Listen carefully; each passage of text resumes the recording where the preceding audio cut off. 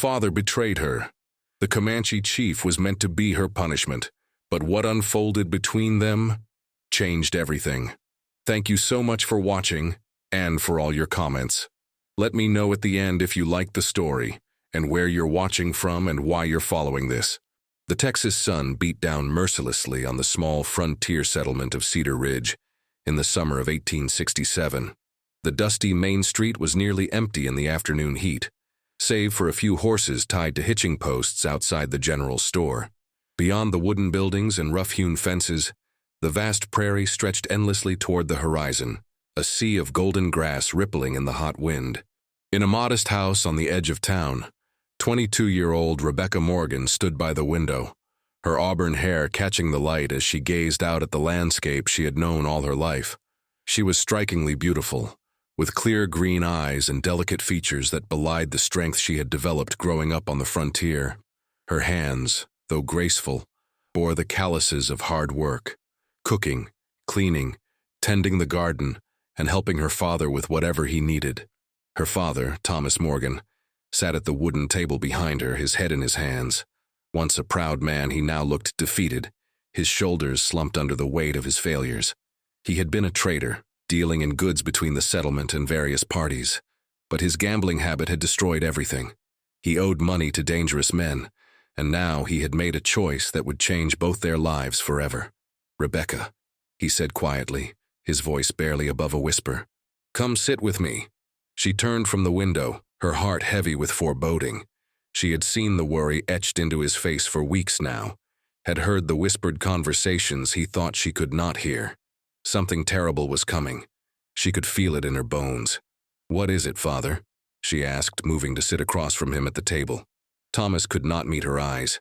His weathered hands trembled as he reached across the table, but he stopped short of touching her.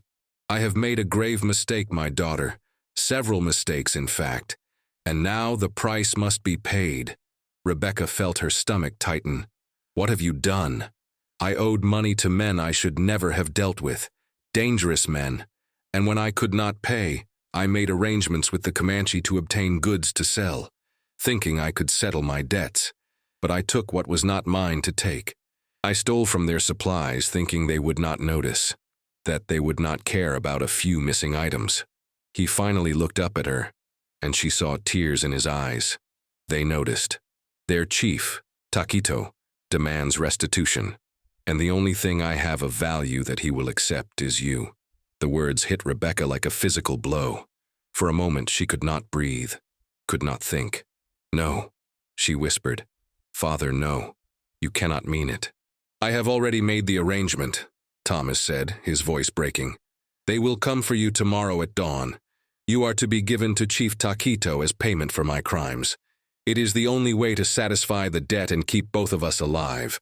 If I refuse, they will kill us both." Rebecca stood abruptly, the chair scraping harshly against the wooden floor. "So instead, you give me away like property? To live among strangers, among people whose ways I do not know?" "You will be alive," Thomas said desperately. "And Takito is known as a fair leader. He will not harm you. This is the only way, Rebecca. Please, you must understand." But Rebecca did not understand. She felt betrayal cutting through her like a knife. Her own father, the man who was supposed to protect her, was sacrificing her to save himself from the consequences of his own foolish actions. She turned away, unable to look at him any longer. That night, Rebecca lay in her bed, unable to sleep. She thought about running, about taking one of the horses and riding away into the darkness, but she knew she would not survive long alone on the prairie. The Comanche were expert trackers, and even if they did not find her, the wilderness would claim her. Besides, if she ran, her father would likely be killed, and despite everything, she could not bear the thought of his blood on her hands. As the first light of dawn began to paint the sky in shades of pink and gold, Rebecca dressed in her simplest dress and braided her hair. She took nothing with her but the memories of the life she was leaving behind. When she heard the sound of horses approaching, she walked outside before her father could come for her. A group of Comanche warriors sat astride their horses in front of the house. They were magnificent and intimidating in equal measure, their faces painted, their long black hair adorned with feathers, They carried bows and lances, and their eyes watched her with expressions she could not read. But it was the man at the front who drew her attention completely. Chief Takito sat tall and proud on a painted stallion, his presence commanding and powerful. He appeared to be in his early 30s, with strong, handsome features and piercing dark eyes that seemed to see straight through to her soul. His bare chest was decorated with traditional symbols, and his muscular frame spoke of years of hunting and fighting. He wore his authority with natural ease, and despite her fear, Rebecca felt something stir within her at the sight of him, something she could not name. Thomas emerged from the house, looking small and ashamed beside his daughter. "This is Rebecca," he said to the chief, his voice shaking. "As we agreed." Takito dismounted with fluid grace and approached Rebecca. He studied her face for a long moment, and she forced herself to meet his gaze without flinching. She would not show fear, would not give him or her father the satisfaction of seeing her cower. "You are brave," Takito said in accented but clear English. "That is good. You will need courage for what comes."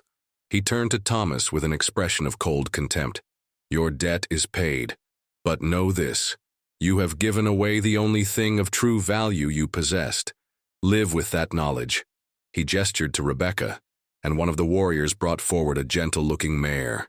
"You will ride with us," Takito said to her. "We have a long journey ahead."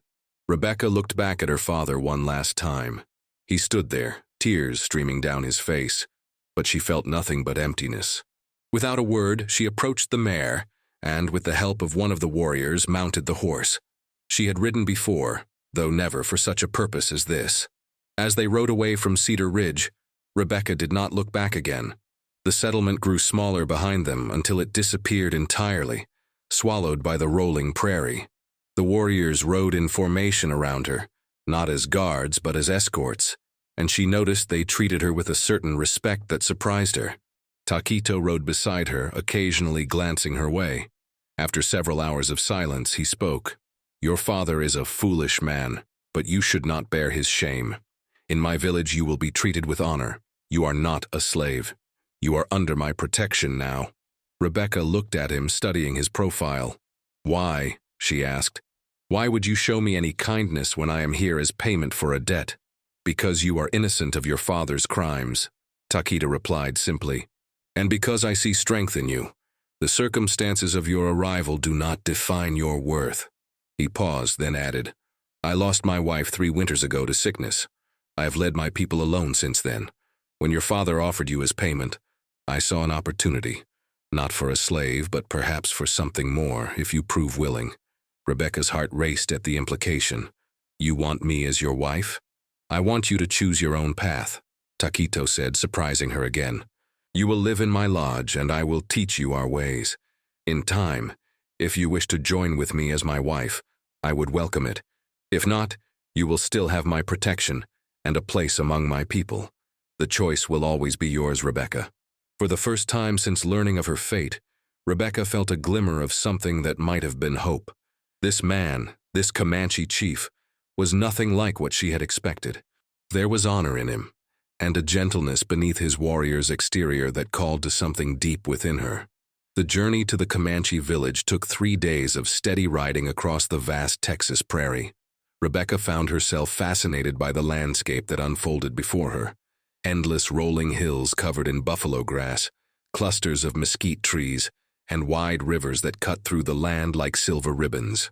The warriors traveled with practiced efficiency, stopping only briefly to rest the horses and eat dried meat and pemmican that they shared with her without hesitation. Takito rode beside her for much of the journey, pointing out landmarks and teaching her words in his language. "That is a red-tailed hawk," he said, gesturing to a bird circling overhead. "We call it piaboho.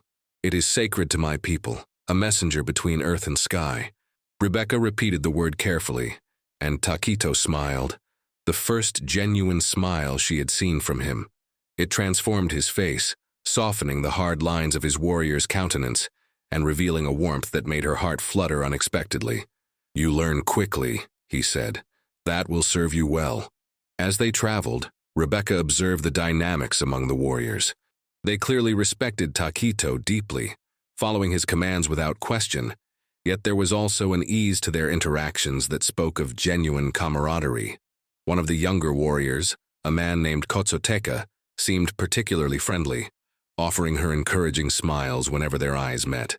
On the second night, as they sat around the campfire under a canopy of stars, more brilliant than any Rebecca had seen from the settlement, Takito told her about his people. "We are Nurmernu, the people, those you call Comanche. We have lived on these lands for generations, following the buffalo, honoring the earth and sky. We are warriors, yes, but we are also fathers and mothers, storytellers and healers. We laugh, we love, we grieve. We are not so different from you." Rebecca listened intently, her previous fears gradually giving way to curiosity. "Tell me about your wife," she said softly. "The one you lost." Takito's expression grew distant, touched by old sorrow. Her name was Kwasi. She was gentle and kind, with a laugh that sounded like morning bird song. "We had 5 years together before the fever took her. She wanted children, but we were not blessed with them before she passed." He looked at Rebecca directly, his eyes reflecting the firelight. "I have been alone since then, focused only on leading my people. But loneliness is a heavy burden to carry, even for a chief." "I am sorry for your loss," Rebecca said, and she meant it. She could see the genuine grief in his eyes, the love that still lingered for a woman 3 years gone. It spoke to the depth of his character, and she found herself drawn to him in ways that both frightened and intrigued her. "And what of you?" Takito asked. "Was there someone you left behind, a man who courted you?" Rebecca shook her head. "No.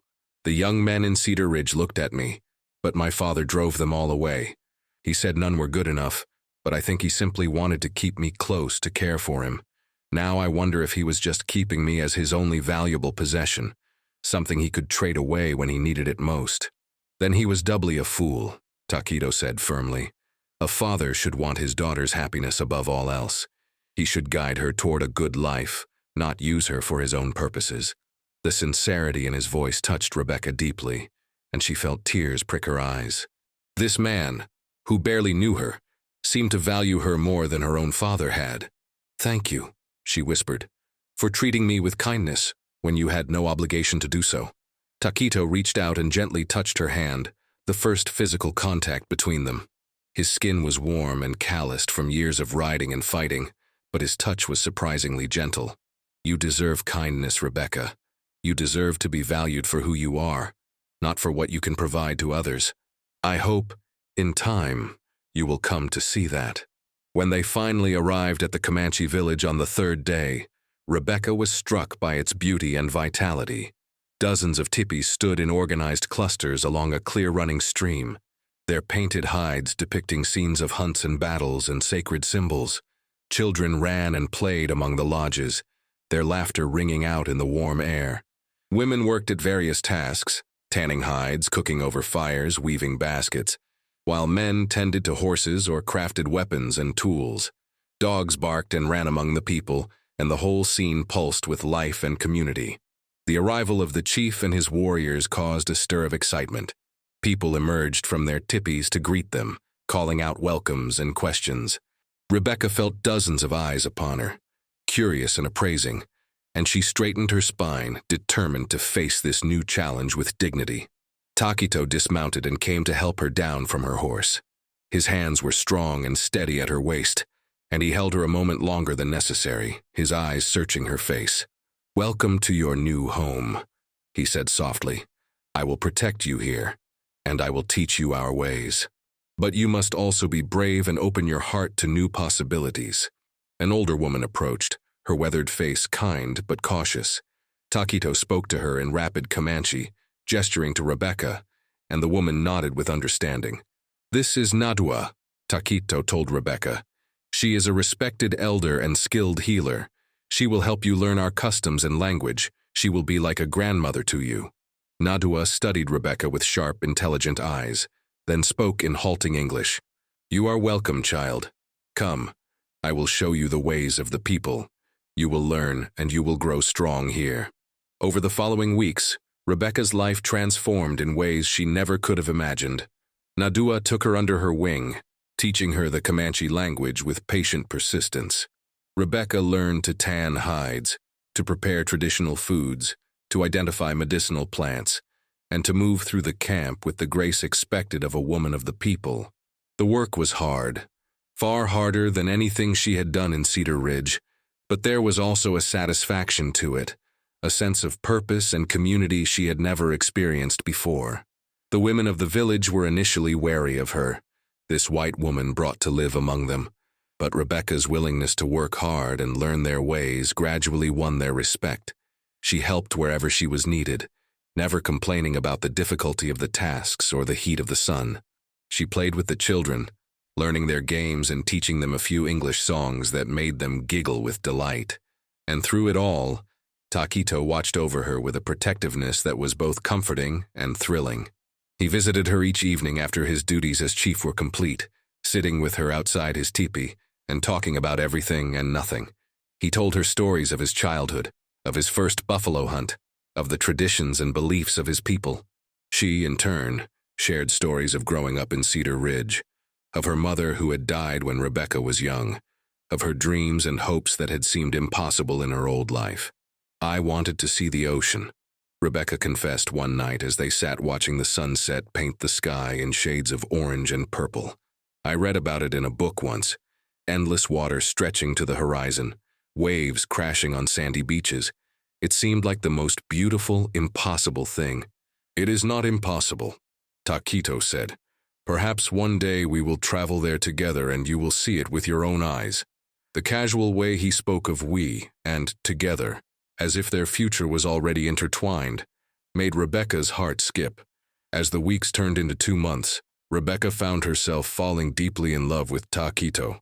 It happened gradually, like the changing of seasons, so natural and inevitable that she barely noticed until the feeling had completely consumed her.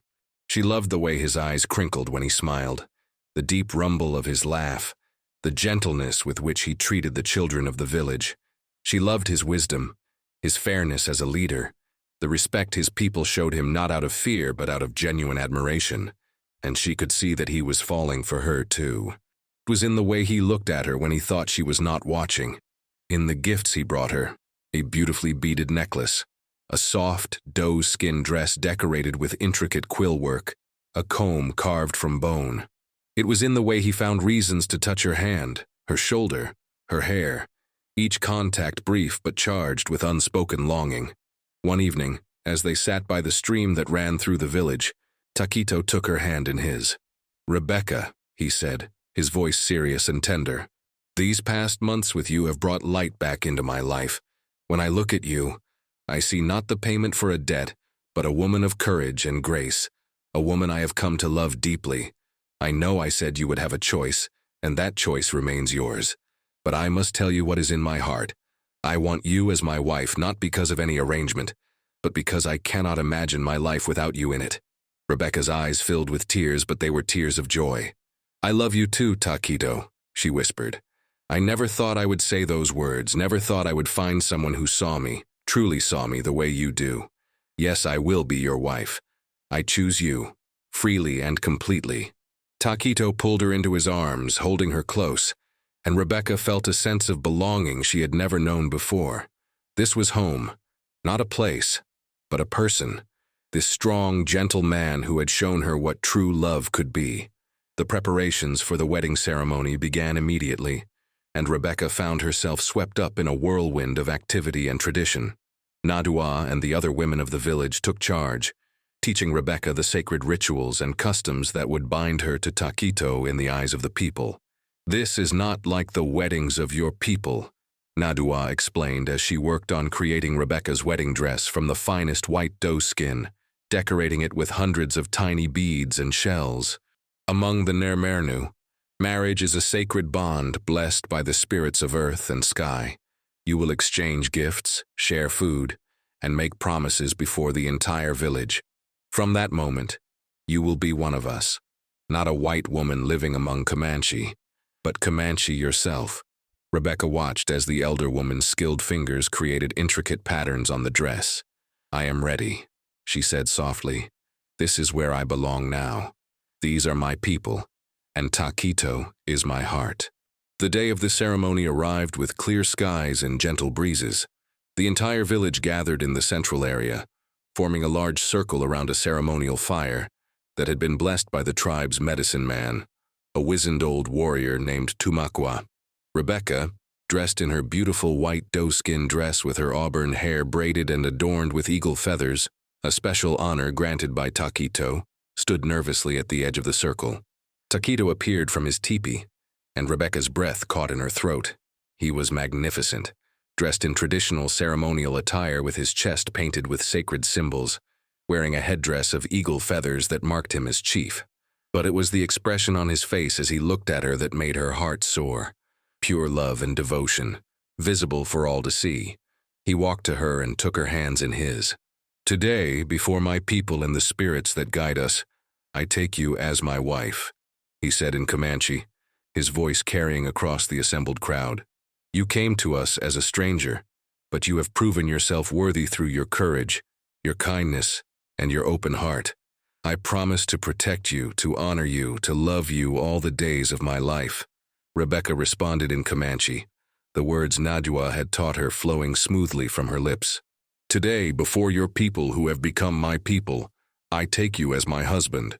You showed me what true strength looks like, not in dominance, but in gentleness. You taught me that love is a choice we make each day. I promise to stand beside you, to support you, to love you with everything I am for as long as I draw breath." They exchanged gifts according to tradition. Takito presented Rebecca with a beautiful painted buffalo robe, symbolizing warmth and protection.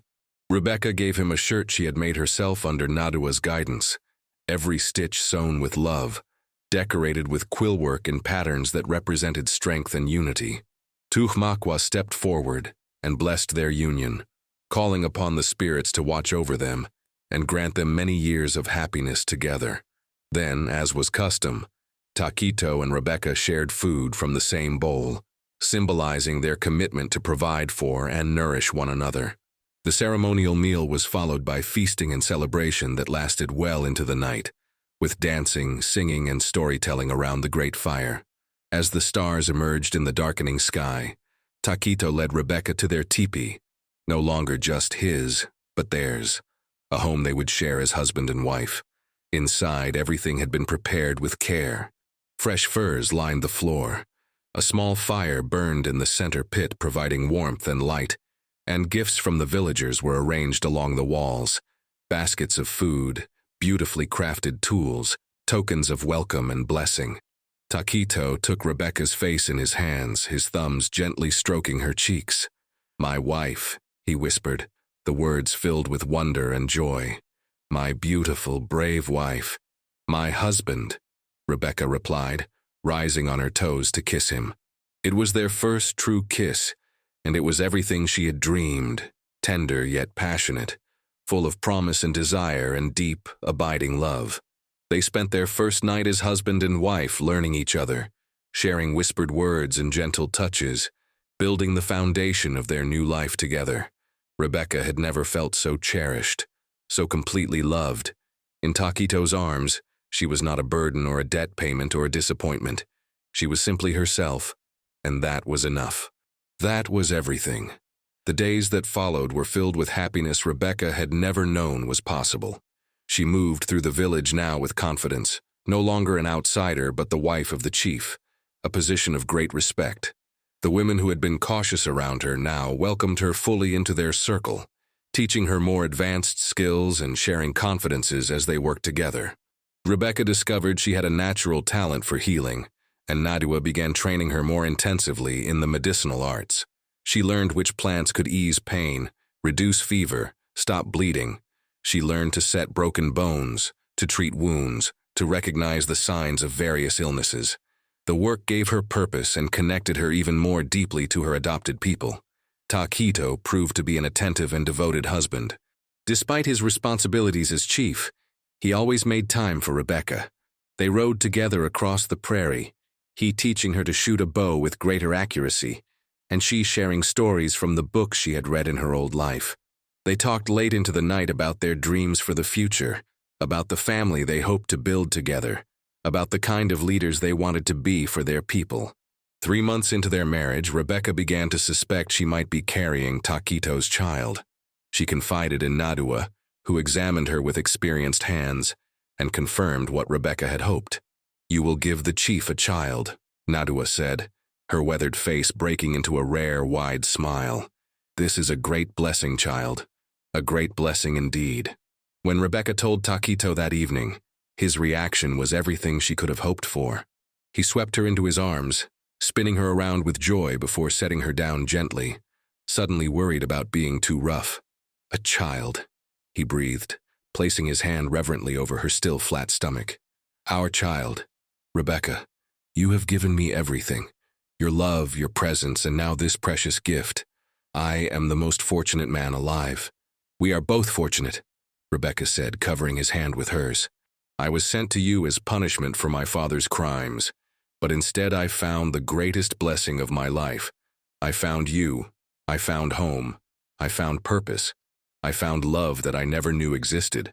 As Rebecca's pregnancy progressed, the entire village rallied around her with support and care. The women brought her special foods to keep her strong, shared advice and encouragement, and helped prepare clothing and supplies for the baby. Takito became even more protective, ensuring she did not work too hard and sitting with her each evening, talking to their unborn child and singing traditional Comanche lullabies. One afternoon, as Rebecca sat outside the teepee working on a cradle board for the baby, a commotion arose at the edge of the village. Riders were approaching, not Comanche, but white men from one of the settlements. Rebecca's heart clenched with old anxiety as she recognized the uniform of U.S. Army soldiers. Takito emerged from a meeting with his council, his face serious but calm. He came to Rebecca's side, placing a reassuring hand on her shoulder. "Do not worry," he said quietly. "I will handle this."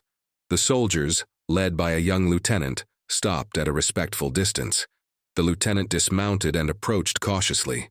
"I am Lieutenant Robert Hayes," he said. "I come with a message for a woman named Rebecca Morgan. Her father, Thomas Morgan, has died. Before he passed, he expressed deep remorse for what he had done to his daughter and wanted her to know that he was sorry. He left her a small inheritance, the house in Cedar Ridge and what little money he had saved." Rebecca stood, Takito's hand still on her shoulder supporting her.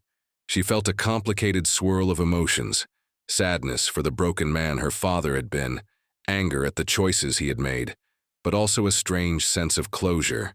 "Thank you for bringing the message, Lieutenant," she said clearly. "But I am no longer Rebecca Morgan.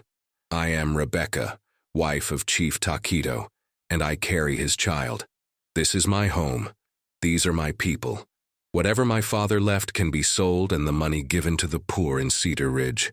I have no need of it." Lieutenant Hayes looked surprised, his gaze taking in her traditional Comanche dress, the visible swell of her pregnancy, the way she stood close to the chief with obvious affection and belonging. "You choose to stay here?" he asked. "You are not being held against your will?" "I choose to stay," Rebecca said firmly. "I choose this life, this man, this future. I have never been happier or more free than I am right now, in this moment, in this place." The lieutenant nodded slowly, a small smile touching his lips. "Then I am happy for you, ma'am. It is not the outcome I expected to find, but it is clearly the right one." He remounted his horse and, with a respectful nod to both Rebecca and Takito, led his men back toward the settlement. As the soldiers disappeared over the horizon, Takito turned Rebecca to face him. "You had a choice just now," he said softly. "You could have asked to return to your old life, to the world you knew before, but you chose to stay. Why?" Rebecca smiled, placing her hands over his heart. "Because this is not just where I live, Takito. This is where I belong. You are where I belong. Our child, our people, our future together. This is everything I never knew I was searching for. My father's choices brought me to you, and while his methods were wrong, the outcome was the greatest gift I could have received. I love you. I love our life. I would not trade it for anything in the world." Takito kissed her deeply, pouring all his love and devotion into that single moment. Around them, the village continued its daily rhythm, children playing, women working, men preparing for the evening hunt. The sun began its descent toward the horizon, painting the sky in brilliant shades of gold and crimson. When their daughter was born 6 months later, they named her Kwasi, after Takito's first wife, honoring the past while celebrating the future. The baby had Rebecca's green eyes and Takito's dark hair, a perfect blending of two worlds, two peoples, two hearts joined as one. Rebecca held her daughter close, sitting outside the teepee on a warm spring evening, watching as Takito returned from a successful hunt. He dismounted quickly and came to sit beside them, wrapping his arms around both his wife and child. "Look at what we have created," he said softly, gazing at little Kwasi with wonder. "She is the future, Rebecca. She carries the best of both worlds within her. Through her and through any other children we may have, our peoples can find understanding and peace." "She is perfect," Rebecca agreed, leaning her head against Takito's strong shoulder. "Just like this life we have built together. I came here as payment for a debt, but I stayed because of love. Real love, the kind that transforms everything it touches." As the sun set over the prairie, painting the world in shades of purple and gold, Rebecca reflected on the incredible journey that had brought her to this moment. What had begun as her father's punishment, his desperate attempt to save himself from the consequences of his own failures, had become her greatest blessing. She had found love, purpose, belonging, and family in the most unexpected place. Takito had shown her that true strength lay not in domination, but in gentleness, that honor was more valuable than gold, and that love could bloom even in the harshest circumstances. Together they had built a bridge between two worlds, proving that understanding and respect could overcome fear and prejudice. Little Kwasi stirred in her arms, making soft baby sounds, and both parents smiled down at her with infinite tenderness. The future stretched before them, full of promise and possibility. There would be challenges ahead. There always were. But Rebecca knew that whatever came, they would face it together, bound by love stronger than any difficulty they might encounter. The village settled into its evening rhythm around them. Cooking fires were lit, sending fragrant smoke into the darkening sky. Children were called in from their play. Horses nickered softly in their corrals.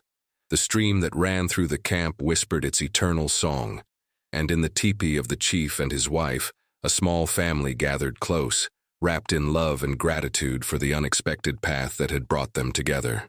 Rebecca had been given to a Comanche chief as her father's punishment, but Takito had loved her like no one else ever had or ever would. And in that love she had found not just a home, but her truest self, strong, brave, cherished, and free.